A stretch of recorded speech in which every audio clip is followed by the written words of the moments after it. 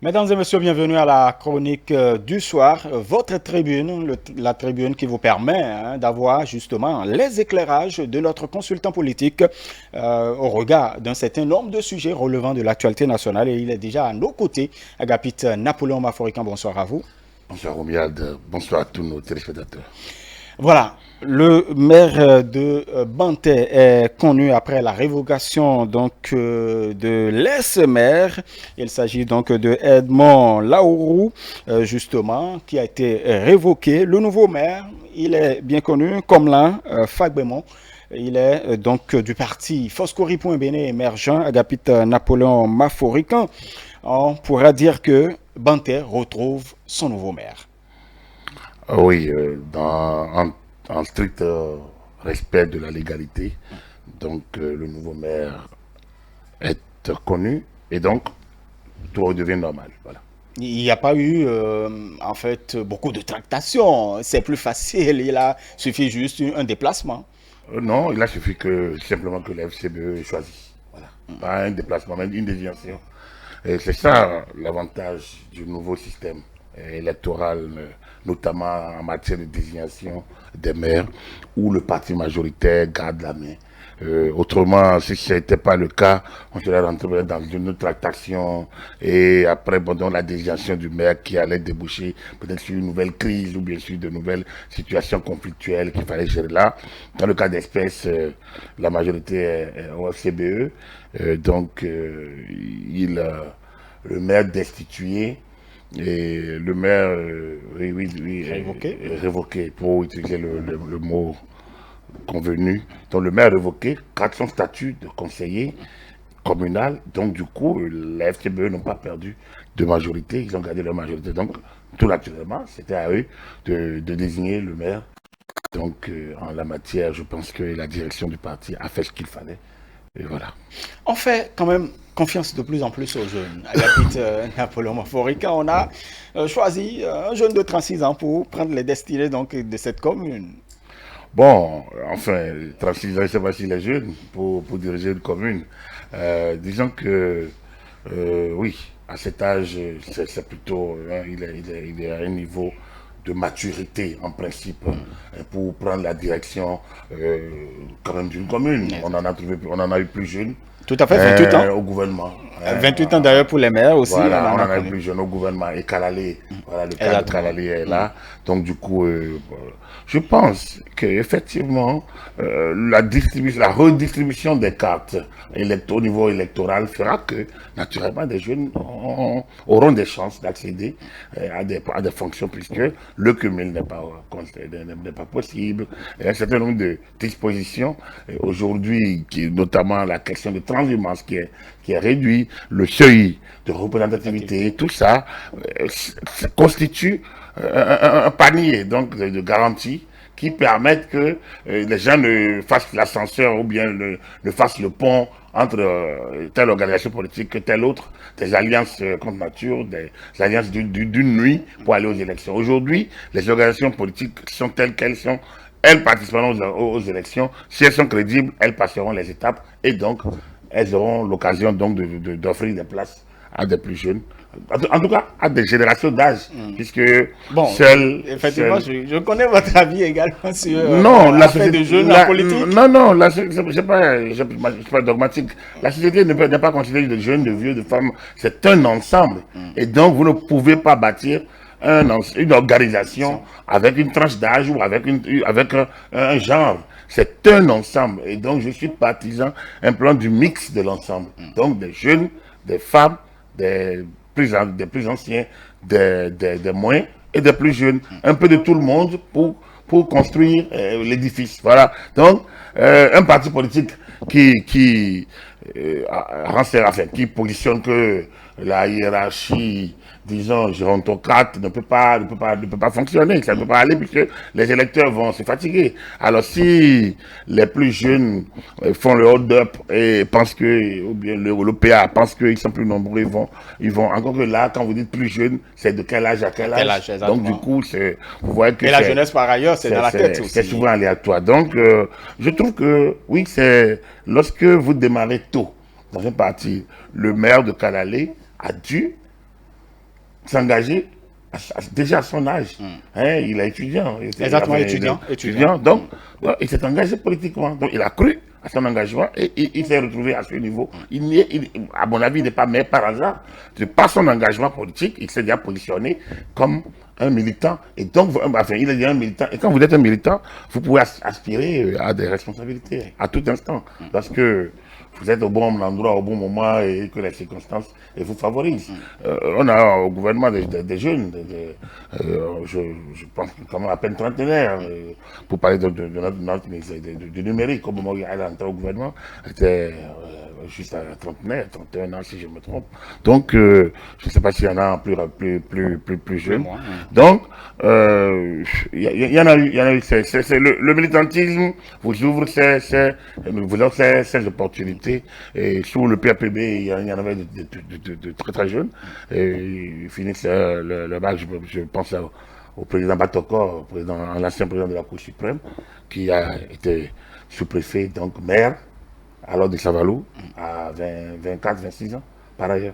Donc, il venait de finir les cours, par exemple. Je pense à l'ancien DG de l'OITB, ancien directeur de cabinet du président de la HAC, Roko Chani, qui a dirigé l'OITB à 28 ans. Voilà, donc il y a des cas. L'essentiel, c'est que vous puissiez être à la hauteur, et je pense que ça ne tient qu'à l'autorité elle-même, puisque les tests sont là. Il suffit d'une chose, au-delà des tests, rassembler. Un maire doit apprendre à rassembler. Et justement, est-ce que ce n'est pas l'un des défis à relever par ce nouveau maire, quand on sait ce qui s'est passé quand même, avec des violences, avec un certain nombre de choses, un nouveau préfet, un nouveau maire, des enjeux, des défis à relever surtout? Non, je ne pense pas qu'on puisse voir les choses de cette manière. Pour moi, il n'y a rien à Banté. Il n'y a rien. Banté, comme toute autre localité, toute autre commune du pays. Il y a eu des poches et des individus qui ont, et avec certainement l'assentiment, sans doute, je peux me tromper, mais avec les faits sont quand même assez révélateurs donc de l'autorité communale. Et parce que on a vu les mêmes situations à Savès, c'est pas la même chose. Donc avec un peu de l'autorité communale qui a pu laisser la situation se dégrader. Donc je pense que il n'y a rien qui doit rentrer dans l'ordre, tout est en ordre. Tout est dans l'ordre. Il y a eu élection à Banté, dans certains villages, dans certains arrondissements. Donc c'est pour dire, moi je ne pense pas qu'il y ait un problème Banté. Il n'y a pas un problème Tchaourou, il n'y a pas un problème Savès. Il y a des poches, il y a des individus qui profitant ou se laissant manipuler ou instrumentaliser par des gens de ces localités ou bien par des prébendes qui reçoivent et utilisent la violence. Et lorsqu'il y a la violence, les gens se rebiffent. Et donc, lorsqu'une dizaine commence par lancer des pierres, c'est foutu. On va dire qu'il y a violence. Alors que, bon, cette dizaine-là maîtrise ou s'impose au milieu, qui se terre pour ne pas se faire lyncher ou blesser. Donc, non, pour moi, il n'y a rien à rentrer dans l'ordre. Tout était déjà dans l'ordre. Ce qui est rentré dans l'ordre, c'est plutôt la légalité. Au niveau de la mairie, on a retrouvé un peu, la mairie a retrouvé son autorité de plein exercice. Il lui appartient, comme je l'ai dit, d'utiliser les tests pour fonctionner. Donc, première servitude pour lui, c'est de s'appuyer sur les tests. Ensuite, de manière stratégique, sur son conseil, le conseil communal. Et enfin, de penser à la tutelle. Non, dès que j'ai parlé des tests, déjà, il comprend. Il y a déjà. Pour un maire, la meilleure manière d'utiliser les tests, c'est d'abord de regarder ce qui se passe au niveau de la tutelle pour ne pas avoir des difficultés. Mais mieux que la tutelle, le conseil. Le conseil, rassemblé au-delà des FCBE, il doit rassembler aussi bien les autres forces qui constituent le conseil. C'est la meilleure manière de diriger. Très bien. Merci beaucoup à vous, Agapit Napoléon Maforican. On va parler très rapidement de Ricky Amadogo, qui a été auditionné aujourd'hui. Justement, on pourrait dire que, en tout cas, ça a duré plus de 6 heures. Il y avait beaucoup à dire. Agapit Napoléon Maforican. Sans doute, oui. Ce n'est pas trop tôt quand même de l'écouter. Le calendrier de la justice. Depuis le 3 mars. Le calendrier de la justice. On ne vous le dirait jamais assez, le calendrier de la justice. le calendrier de la justice. Vous savez, dans nos pays, on s'improvise tout à la fois. Ailleurs, personne n'aurait fait attention à ça, parce que c'est le calendrier de la justice. Le juge, le procureur ou celui qui est chargé du dossier évoque le dossier quand il a tous les éléments. On ne peut pas lui poser des questions s'il ne sait pas suffisamment... si l'enquête n'a pas permis d'avoir. Donc, au lancement de ce dossier, le procureur a quand même parlé. Il a présenté les faits. Donc, du coup, il y a des faits de départ. Hein, ce qu'on appelle quand même de fortes présomptions qui pesaient sur elle, donc qui ont permis donc, de la garder en prévention. Et là, maintenant, les choses avancent, puisque en la passant devant le comité de La commission d'instruction de la CRIET, ça veut dire qu'il y a déjà... Parce qu'avant elle, les autres mises en cause sont déjà passées 14 en début de semaine. Donc, du coup, ça veut dire qu'il y a assez d'informations maintenant pour commencer à les écouter. Et donc, la procédure judiciaire avance donc dès lors, puisque après les écoutes, s'il doit avoir confrontation ou pas, la commission décidera. S'il doit avoir, et quand elle aura fini tout ça, elle analysera un peu, pesera un peu entre les informations recueillies et les déclarations des uns et des autres. Quand elle aura tout analysé, elle verra s'il y a lieu de poursuivre ou de ne pas poursuivre. Très bien. On attendra donc. Agapit Napoléon Maphorika, nous avons quand même vu ces derniers jours la disponibilité du chef de l'État aux côtés des jeunes, parce que il y a un certain nombre de jeunes qui ont été reçus justement au palais de la Marina. Le premier, le pharmacien ébéniste, docteur Joachim Hodé, qui a été reçu justement et qui a reçu l'aide de la République pour son installation à Lalo par ailleurs.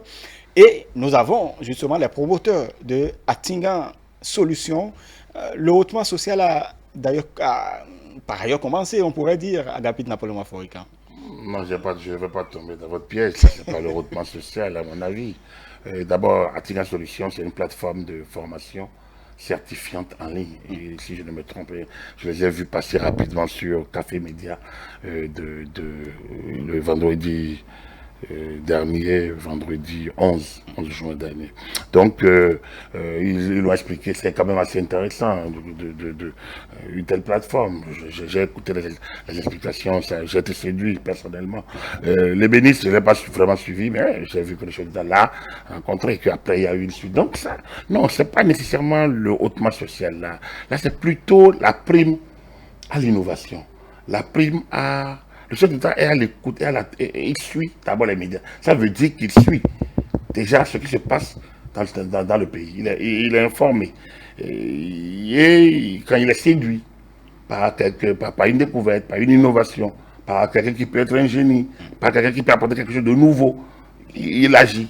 Donc, ça aura pour l'effet l'intérêt d'une telle approche, d'une telle ouverture et d'une telle disons, je ne vais pas parler de délicatesse, d'une telle disponibilité, c'est plutôt, ça va susciter, j'espère bien, une sorte d'engouement chez les jeunes pour qu'ils aillent, voilà, pour qu'ils aillent à l'innovation, pour qu'ils utilisent leur cellule grise, pour aller au-delà des notions livresques pour innover, On a un Béninois qui est en France et qui a innové, qui a une machine, un robot détecteur donc qui assiste dans la détection ou bien dans une certaine chirurgie. Et ça fait un peu le tour. On a les nôtres qui sont ça et là, qui font des découvertes. Il y a les tenanciers donc des plateformes, disons, numériques aujourd'hui qui essayent, voilà, qui sont beaucoup soutenus. Donc je pense que c'est l'occasion pour chacun de voir dans quelle mesure il est, dans quel domaine il peut être porteur donc de projets innovateurs. Voilà, donc, et je pense que le gouvernement semble disponible disposer et en premier lieu son chef. Ouais, lorsque l'État honore les premiers de nos collèges, disons de nos examens, voilà. Donc c'est une manière, comme je dis, de le booster. C'est vrai que moi, je reste un peu sur ma faim par rapport au système de récompense, parce que je pense que ce qui est premier au CEP, par exemple, normalement, non seulement on l'honore, mais on doit le suivre. Voilà. On doit le mettre dans un système, dans une sorte de moule où on le suit, on détecte les génies des gens en lui, sans pression, mais un dispositif en place pour le suivre et peut-être aller au bac avec lui, le regarder au BPC. Donc, sur ce cursus, et lorsqu'il confirme, déjà celui-là, on sait que c'est déjà un cadre de demain, une élite, un génie, pas nécessairement un génie, mais on l'encadre, on le suit, on l'accompagne pour qu'il revienne dans le pays, pour qu'il soit un cadre à la disposition du pays. On a perdu beaucoup de jeunes de talents qui n'ont pas été suivis. Et qui font le bonheur d'autres pays. Alors donc, je pense que c'est bien ce qui se passe actuellement. Ce serait mieux si cela au-delà de ces cas isolés et intéressants, donc c'est des cas isolés quand même qui motivent. Il peut, parce qu'au niveau de nos 3 sortes d'enseignement, on pourrait également penser à un système. Il y a beaucoup de privés qui accompagnent individuellement, tel fait une telle fête, tel fait l'autre fête. Toutes ces initiatives peuvent être fédérées pour donner quelque chose de valorisant. Et je suis sûr que ça va stimuler, disons, les autres. Et peut-être nous lancer et les jeunes vont se lancer dans une sorte de saine concurrence. C'est-à-dire que tous voudraient quand même émerger, devenir les premiers à nos CEP, parce qu'on se dit, premier au CEP, je serai suivi, et même si je suis de parents pauvres, de parents pas nantis, même si je n'ai pas de véhicule qui m'amène à l'école matin et je ne suis pas à la cantine à midi, je ne rentre pas. Donc si je n'ai pas ça, rien que je n'ai pas mon travail, je peux être suivi et devenir demain un cadre, et autant comme les enfants des plus nantis qui vont à l'extérieur et qui reviennent gouverner, par exemple. Très bien. Merci beaucoup à vous, Agapit Napoléon Mafourika. On ne va pas vous laisser partir sans évoquer quand même le retour de Laurent Gbagbo en Côte d'Ivoire après 10 ans d'absence. Agapit Napoléon Mafourika, c'est un événement. Ouais, c'est un événement. Moi, je suis particulièrement heureux. Son départ personnellement, ça c'est pas une analyse. Et je me livre à cette faiblesse de le dire que j'ai été particulièrement meurtri par la manière dont il a été extirpé et exilé de son pays sous des prétextes. Allez, ce qui me réjouit aujourd'hui, c'est que les sentiments que j'avais il y a 10 ans sont demeurés parce qu'il n'y avait rien à lui reprocher, particulièrement qu'on ne peut reprocher à ses vis-à-vis, notamment Guillaume Soro, par exemple. Donc, si Gbagbo était coupable de quelque chose, Guillaume Soro l'est également. Parce que c'est pas Gbagbo qui allait dévaliser, par exemple, la BCAO, les sièges de la BCAO. C'est pas lui qui a déclenché la guerre au Nord, un certain nombre de choses. Donc, mais bon, on est passé tout ça, on est passé là-dessus, et puis on l'a livré à la verdict populaire, on l'a livré à la justice internationale, on l'a livré aux médias, comme on dit, on a livré l'honneur de l'homme au chien. Donc, je pense que oui, il y a le temps, et pas que l'autre nom de Dieu, c'est le temps. Je pense que à cet âge, c'est bien. Et qui l'accueille, c'est aujourd'hui Alassane Ouattara, c'est l'éternel adversaire, et peut-être l'ami rapidement l'allié de circonstances, mais l'éternel adversaire, aujourd'hui qui l'accueille, a mis tout à sa disposition, quelques échauffourées, d'accord, mais je pense que Ouattara a tout fait pour lui assurer un bon retour. Maintenant, il faudrait peut-être que... Bon, il y a quand même... il n'est pas passé par le pavillon présidentiel. C'était ce qui était prévu, Agapit Napoléon Mafourika. Ouattara a tout mis vous savez, le protocole d'État, il faut peut-être le respecter. Mais je pense que tout ce qui doit pouvoir lui être assuré l'a été.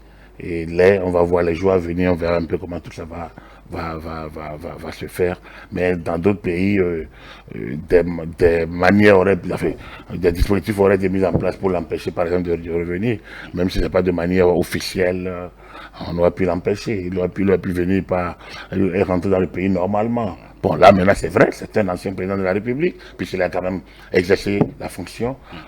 Donc, il a droit, normalement. N'oubliez pas qu'il est sous le coup d'une condamnation à l'interne.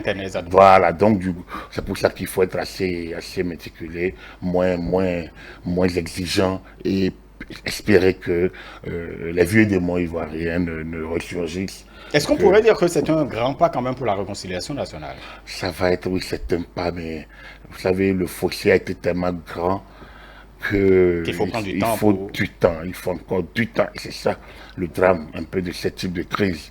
Il ne suffit pas que Gbagbo rentre pour que le pays se réconcilie. Regardez déjà ce qui se passe entre Ouattara et Soro, Ouattara et Bédié.